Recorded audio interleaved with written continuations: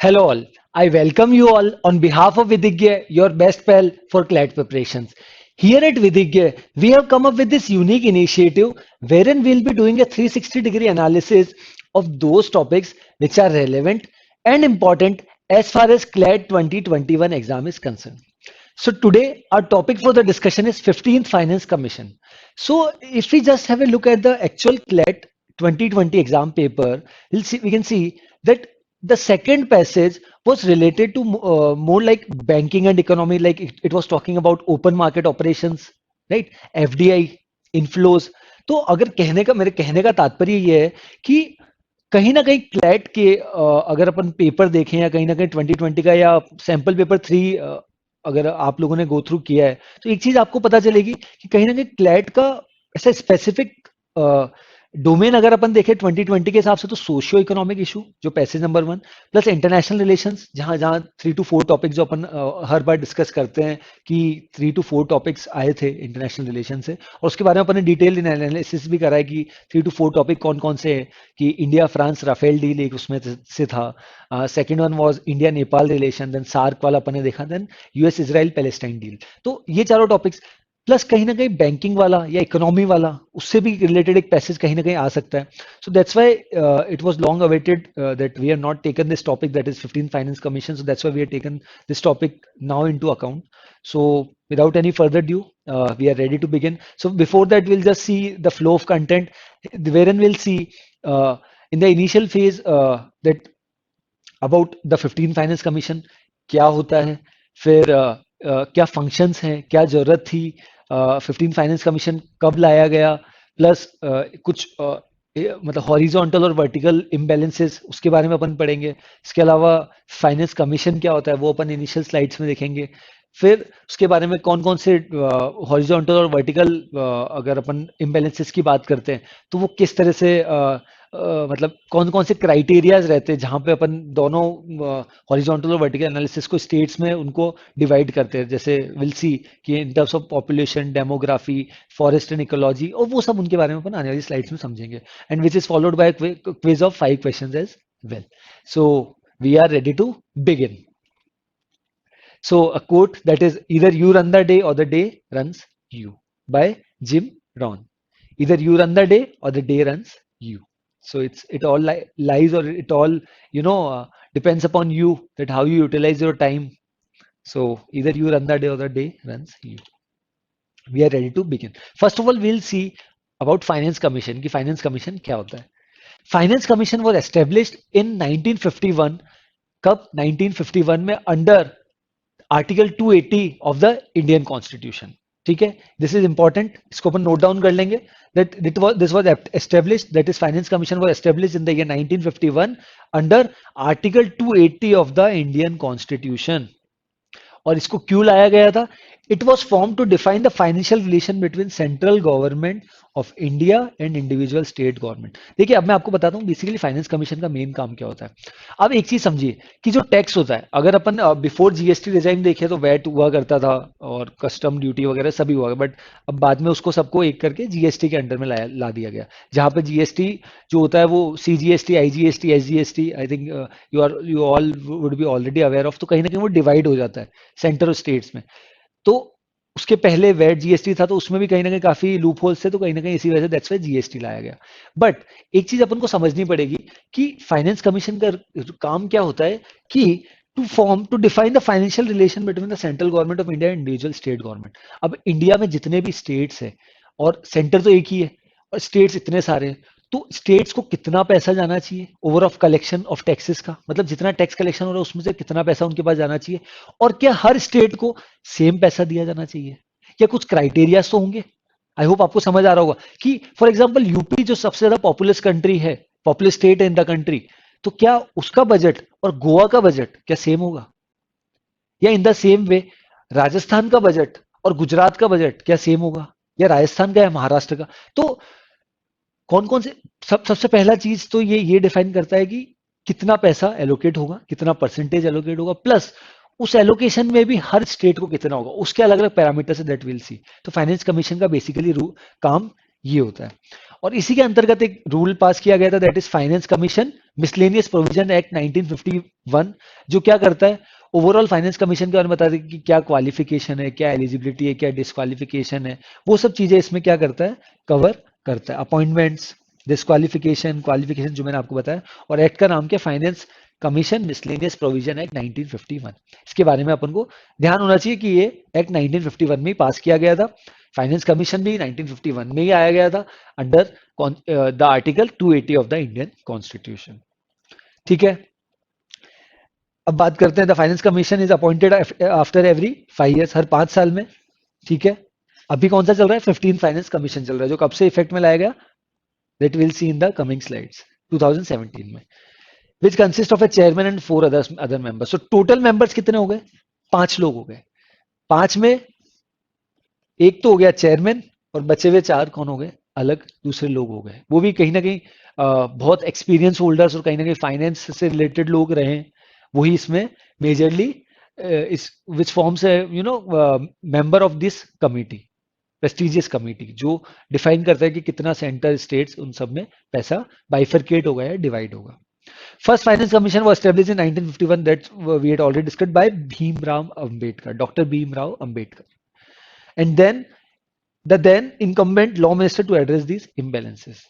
ठीक है, पहला फाइनेंस कमीशन किसके द्वारा एस्टेब्लिश किया गया, by doctor Bhimrao Ambedkar in the year 1951। I hope यहां तक फाइनेंस कमीशन के बारे में क्लियर हुआ। 1951 में लाया गया under the article 280 of the Indian constitution. फिर बात करते हैं तो क्या उसका काम होता है वो अपन ने समझा। फिर फाइनेंस कमीशन का जो एक्ट है, मिसलेनियस प्रोविजन एक्ट, उसके बारे में समझा। फिर हर 5 साल में अपॉइंट करते हैं, जिसमें which comprise of 1 chairman and 4 other members. और लास्ट में फर्स्ट फाइनेंस कमीशन के बारे में अपन ने समझा कि डॉक्टर भीमराव अंबेडकर उसने उनको स्टेब्लिश किया था। अब बात करते हैं need for finance commission. Finance commission अपन समझ गए, और नीड जो मैंने आपको ऑलरेडी अभी बताई थी, बट मैंने उस समय आपको वर्टिकल इम्बैलेंसेस और हॉरिजॉन्टल इम्बैलेंसेस नहीं बताया था। तो एक चीज समझिए, इंडिया सफर्स फ्रॉम बोथ, जो फर्स्ट यहां पर पॉइंटर कह रहा है कि India suffers from both vertical and horizontal imbalances.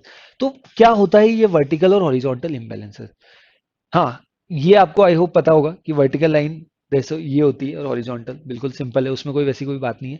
But vertical imbalance अगर मैं बात करता हूं तो सेंटर सेंटर तो एक ही है, जैसा मैंने आपको बताया। तो सेंटर स्टेट्स को कितना कितना कितना पैसा देगी, ये किस प्रोपोर्शन में देगी, कितना परसेंट ऑफ टैक्सेस कलेक्शन कहीं ना कहीं स्टेट्स के पास जाएगा, वो कहीं ना कहीं वर्टिकल इम्बैलेंस का पार्ट होता है। बट अगर हॉरिजॉन्टल की मैं बात करता हूं तो हर स्टेट को किस पैरामीटर्स पर कितना पैसा दिया जाएगा, that comes under horizontal imbalance.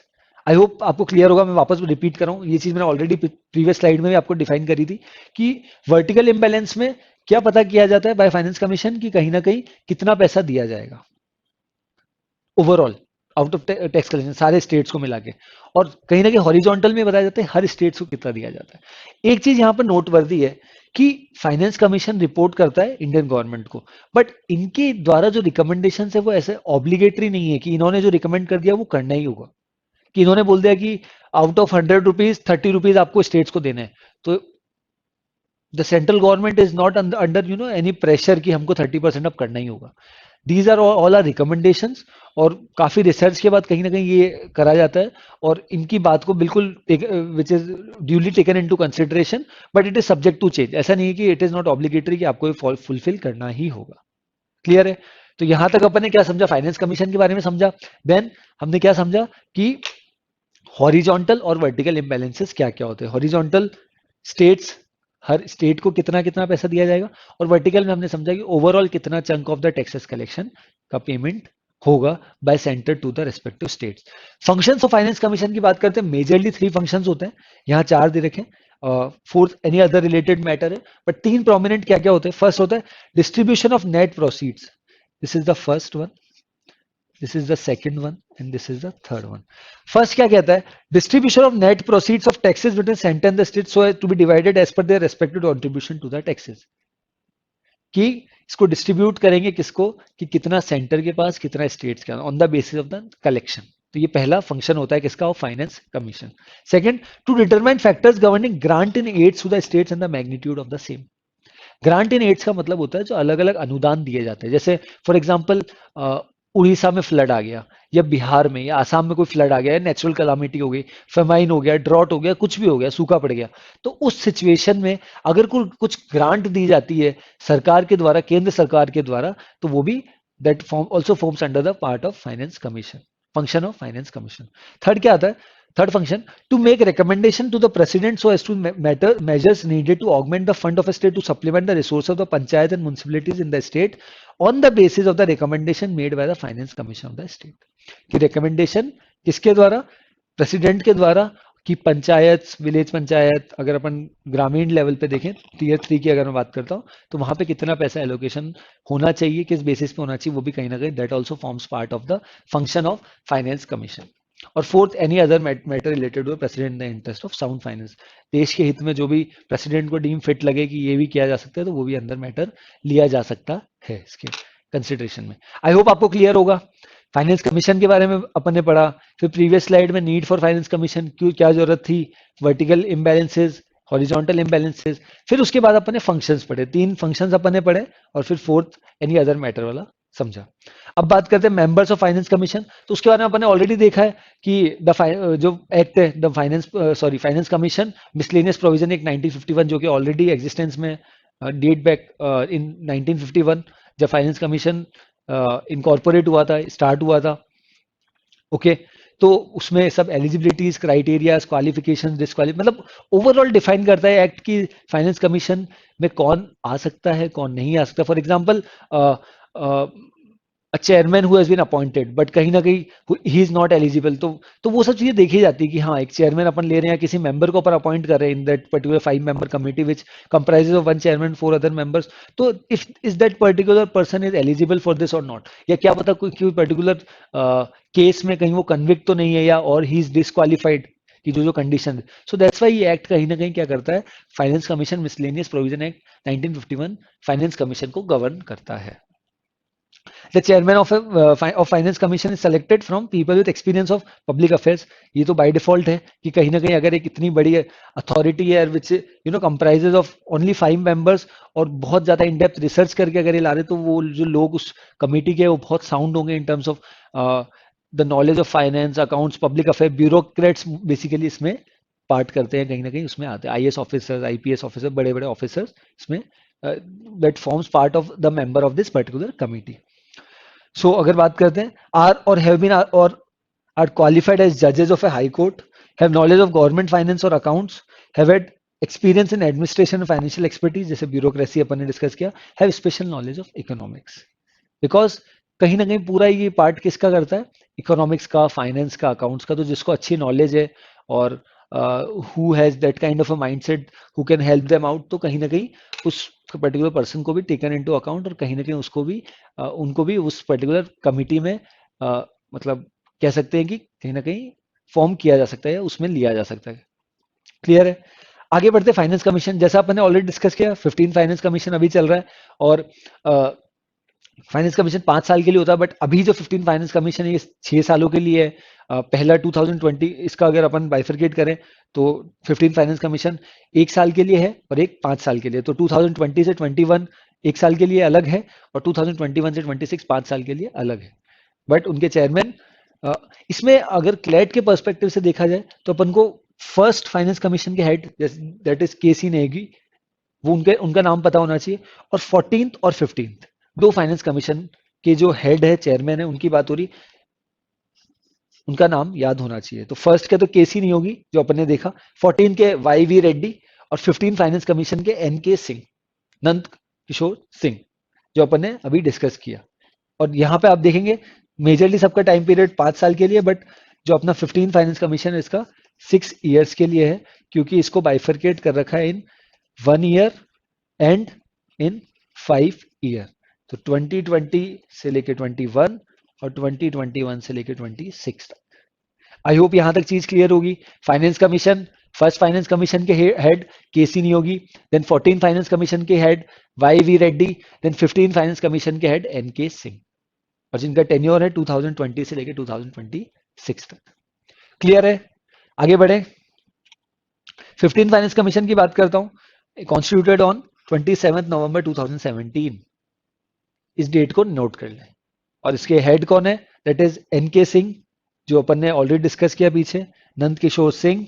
और जैसा कि अपन ने वी हैड ऑलरेडी डिस्कस कि they are total 5 members, out of which one is the chairman and the remaining 4 are other members. तो chairman who is currently the chairman, that is Nand Kishore Singh, is the chairman right now, and other 4 members comprise of Ajay Narayan Jha, Ashok Lahiri, Anup Singh and Ramesh Chand, जो कि additional member है, part time member है। But ये जो दूसरे नाम है, चारों नाम है, that is not so important as far as CLAT perspective is concern.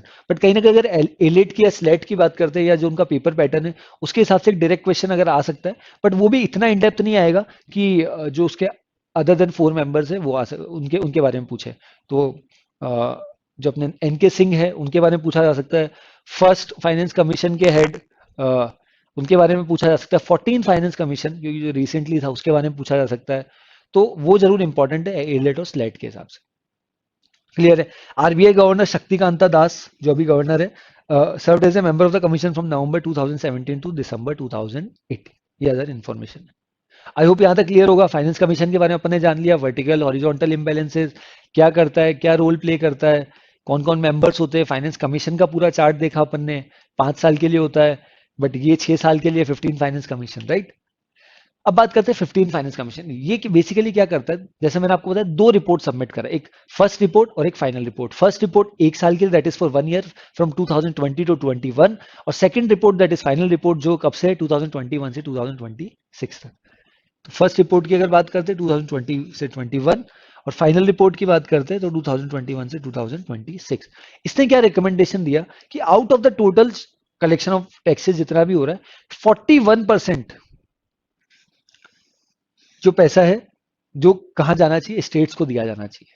और वो सिमिलर है इन द फर्स्ट रिपोर्ट और फाइनल रिपोर्ट। ऐसा नहीं है कि फर्स्ट रिपोर्ट में उसको चेंज किया गया है, या जितना है उससे सेकंड रिपोर्ट में कुछ डिफर है। 41% इज फॉर 2020-21, और 2021 से 2026 दोनों में 41% ही बेस इसको लिया गया है। 41% आप याद कर सकते हैं। अगर अपन कंपेयर करें दिस विथ 14 फाइनेंस कमीशन, तो वहां पे उस समय 42% था the stake of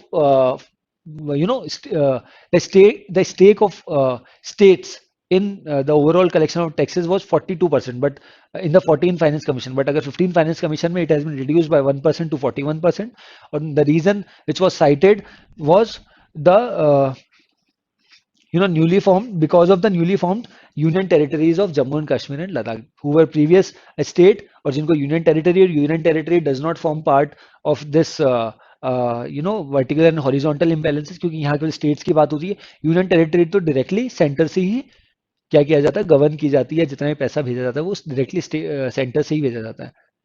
I hope यहाँ तक चीजें क्लियर होगी।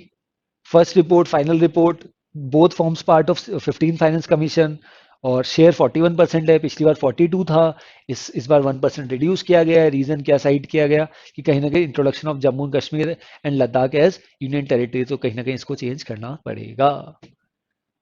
आई होप यहाँ तक चीजें क्लियर होगी। अब समझते हैं वर्टिकल डिवोल्यूशन और हॉरिजॉन्टल डिवोल्यूशन के बारे में थोड़ा सा, कि क्या होता है। वर्टिकल डिवोल्यूशन एक एस्टिमेटेड दे रखा है कि gross tax collection 135.2 lakh crore, then divisible pool, फिर इसका 42.2 स्टेट्स का शेयर, जो अपन ने डिस्कस किया 41%, 42%, फिर उसमें से टोटल ग्रांट इन एड्स, जो अपन ने एक फंक्शंस देखा था, फंक्शंस में सेकंड वाला, और total transfer to states that is 52 lakh crore. तो एक एस्टिमेटेड एक बना रखा है।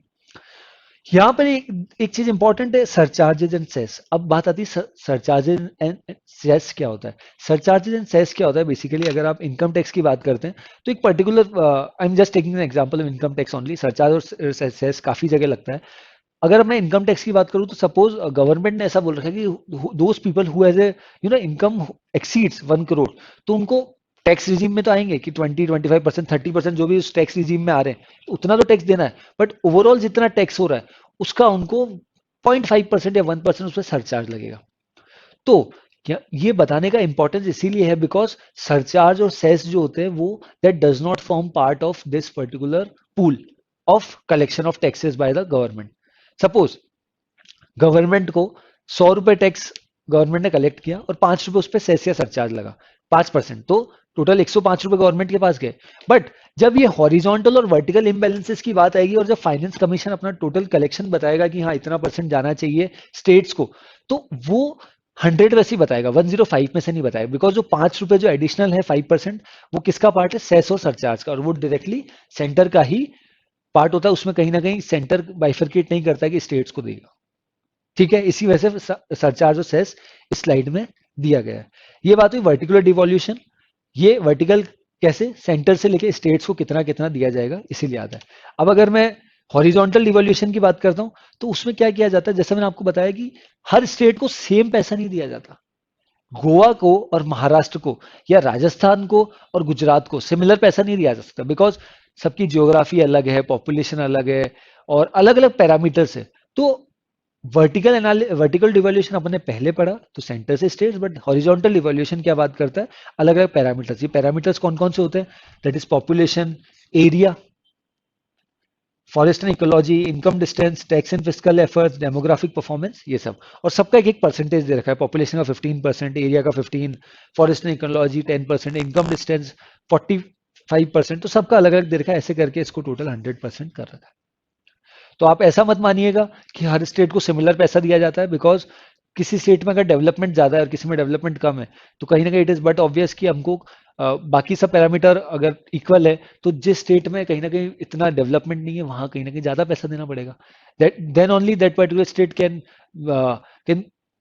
प्रॉस्पर और can compete with other states. Okay, अब अपन समझते हैं कि 14 फाइनेंस कमीशन, 15 फाइनेंस कमीशन में कहीं ना कहीं कुछ क्राइटेरियाज में चेंज हुआ है इन टर्म्स ऑफ कौन से वाले में, हॉरिजॉन्टल डिवोल्यूशन में। तो वो क्या चेंजेस हुए हैं, पॉपुलेशन क्राइटेरिया जो पहले 17.5% हुआ करता था, उसको चेंज करके जैसे यहाँ पर 15%, 15% जो अपन ने पिछली साइड्स में देखा। एरिया वाइज तीनों का सेम है। फॉरेस्ट एंड इकोलॉजी जो पहले 14 फाइनेंस कमीशन में कंसिडर नहीं किया जाता, उसको 10% किया गया। एक चीज नोट करिएगा जो मैंने आपको ऑलरेडी बताई कि 15 फाइनेंस कमीशन 2020-21 जो फर्स्ट रिपोर्ट है और जो फाइनल है, उसमें किसी में भी कोई चेंजेस नहीं, मतलब ये दोनों पूरा सिमिलर है, ये एक ही है, आप ऐसा मान सकते हैं। तो यहां पर अपन कंपैरिजन किसके बारे में कर रहे हैं, 14th और 15 फाइनेंस कमीशन के बारे में। कोई अलग नहीं है कि फर्स्ट रिपोर्ट में अलग है, फाइनल रिपोर्ट में अलग है। तो एरिया वाइज 15% सबने similar, but forest and ecology में इसमें 10% है, बट इसमें केवल फॉरेस्ट कवर में 7.5% दे रखा है। इनकम डिस्टेंस जो पहले 14 फाइनेंस कमीशन में 50% हुआ करता था, अब इनकम डिस्टेंस यहाँ पर जो 15 फाइनेंस कमीशन है वो 45% कर दिया है। इनकम डिस्टेंस क्या होता है, that I will tell you in the next slide. Tax and fiscal efforts 2.5% इसमें ऐड ऑन किया गया, बट यहाँ पे कुछ भी नहीं है। और डेमोग्राफिक परफॉर्मेंस 12.5% 15 फाइनेंस कमीशन में ऐड किया गया है, जो कि that was not there in कहां पर, 14 फाइनेंस कमीशन।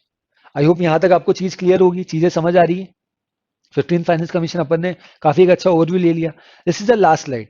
क्या बात करता है ये कि इनकम डिस्टेंस क्या होता है, डेमोग्राफिक परफॉर्मेंस क्या होता है, फॉरेस्ट एंड इकोलॉजी क्या होता है, टैक्स एंड फिजिकल एफर्ट्स क्या होता है। इसको फटाफट अपन क्विकली अंडरस्टैंड करने की कोशिश करते हैं। इनकम डिस्टेंस बेसिकली क्या होता है, it is distance of states come from the state with the highest income. Comparison होता है कि जो हाईएस्ट इनकम वाला स्टेट्स है और अभी जिस स्टेट से अपन कर रहे हैं उन दोनों में कितना डिस्टेंस है।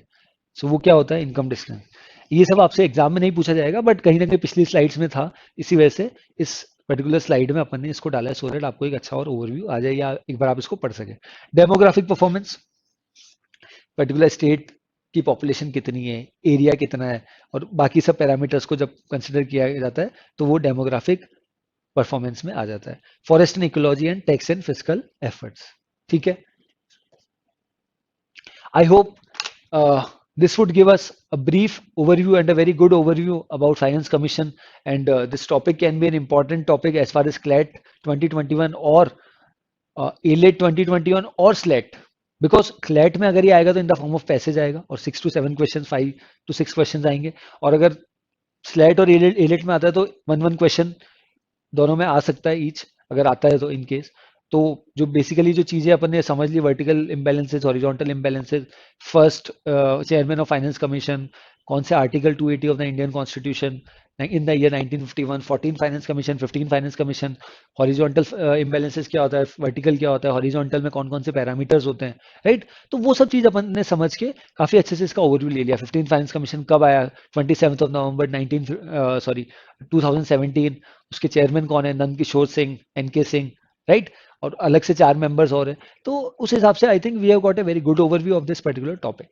ठीक है, तो आगे बढ़ते हैं। It's time for quiz.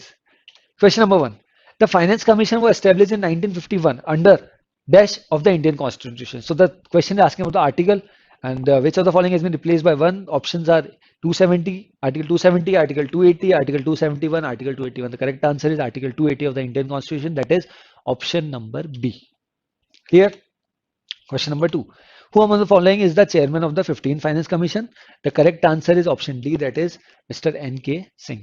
First की बात करते हैं तो केसी नियोगी, 14 फाइनेंस कमीशन की बात करते हैं तो Y V Reddy, and 15 finance commission की that is Nand Kishore Singh, that is mister N.K. Singh. Question number 3. Which of the following statement is incorrect? The question is asking about the incorrect one. Okay. The finance commission consists of a chairman and 4 other members. बिल्कुल सही बात है. Second, the Finance Commission was established in the year 1950. No, it was established in the year 1951. This is the incorrect one. K.C. Niyogi was the chairman of the first Finance Commission. All are correct. So the correct answer of this question is option B. Question number 4. When did 15th Finance Commission was constituted? अभी अपन ने discuss किया, बिल्कुल easy question.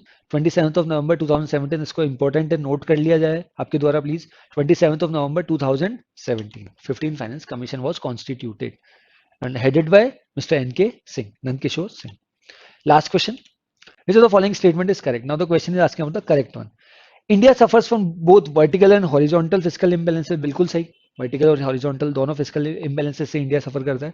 Doctor Y V Reddy was the chairman of 14 finance commission. बिल्कुल सही. RBI governor Shaktikanta Das served as the member of the commission, जो अपन ने देखा था कि अक्टूबर 2018, नवंबर 2018 से दिसंबर 2019 तक उन्होंने सर्व किया था. 2017 से 2018 तक सर्व किया था, 1 साल के लिए, लगभग 13 महीनों के लिए उन्होंने सर्व किया था.